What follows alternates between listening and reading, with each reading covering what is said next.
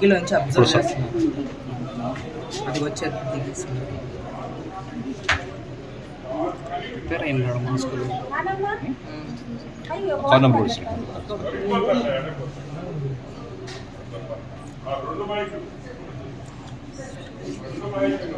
వాళ్ళు రివర్స్ చేసరికి వీళ్ళిద్దరు వచ్చేసారు.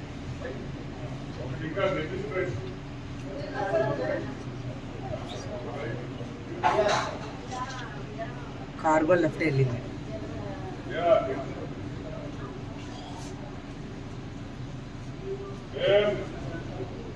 నువ్వు మళ్ళీ చెప్తున్నా, నువ్వు ఏదో 10 మంది మనుషులు పంపించి బెదిరిస్తే ఏడ బెదిరిపోయేది ఏమి లేదు, మేము వెనక్కి తగ్గేది లేదు.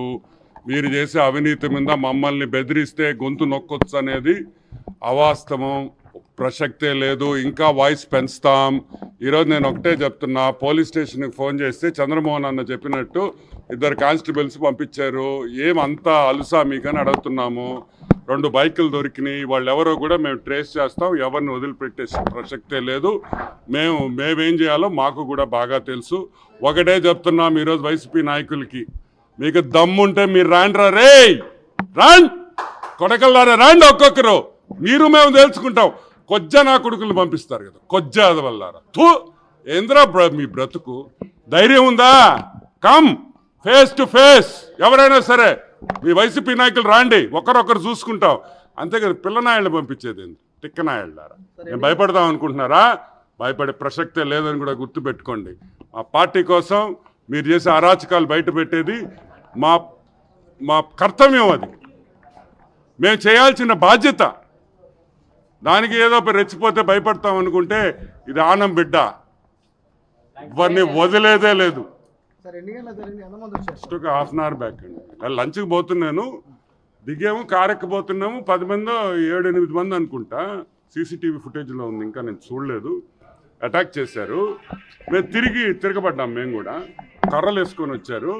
సికిందర్ పాపం నన్ను కాపాడింది సికిందర్ రెడ్డి. ఈరోజు సికిందర్ వాళ్ళని తనుకుంటే ఒక బైకు 2 మోపెడ్లు దొరికింది. అవి తీసి పక్కన పెట్టింది.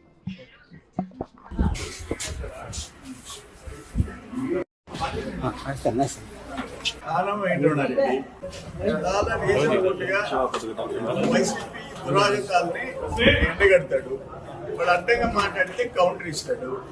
దానికి ఈరోజు 10 మంది పిల్లలు, 20 ఏళ్ల పిల్లలు మనకి ఏం చేస్తారో వాళ్ళకే తెలియదు. అటువంటి వాళ్ళని ఒక బ్యాచ్ ని ఒక కార్లో 4-5 బైక్స్ లో పంపించి దాడి చేస్తారా? పక్కన ఉన్న ఎవరు సికిందర్, ఆయన రాజుపాలెం ఎక్స్-ఎంపీటీస్. అతను అడ్డపడకపోతే పరిస్థితి ఏం కావాలా? పోలీస్ స్టేషన్ ఫోన్ చేస్తే ఒక కానిస్టేబుల్ పంపించారు. ఇది ఆయన మీద దాడి, ప్రాణంతో బయటపడ్డాడు. వెంకటరామరెడ్డి ఎవరు?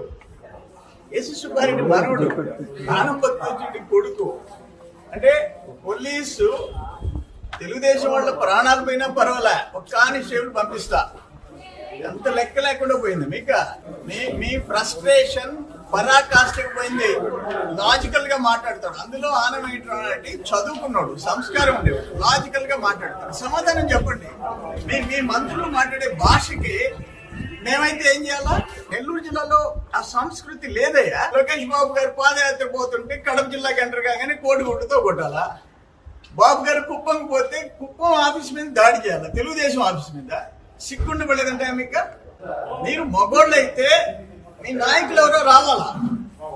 దోవన మీద చిన్న పిల్లల్ని పంపించి తీసుకొచ్చిన ఆ కర్రలు చూస్తే ఒక్క దెబ్బ, తల మీద ఒక్క దెబ్బ తగిలితే దాన్ని ఏమంటారు? కర్రలు ఊటు కర్రలు అంట.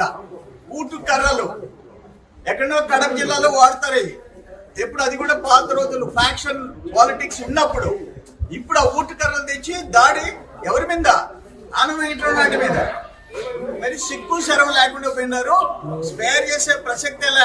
రౌడీజం ఎల్కాలం చెల్లదు. అందులో నెల్లూరు జిల్లాలో కుదరదు. మీరు ఒక పని చేయండి, రమణారెడ్డి మీదకి ఎవరు అటాక్ వస్తారో స్పాట్ చెప్పండి, టైం చెప్పండి, డేట్ చెప్పండి.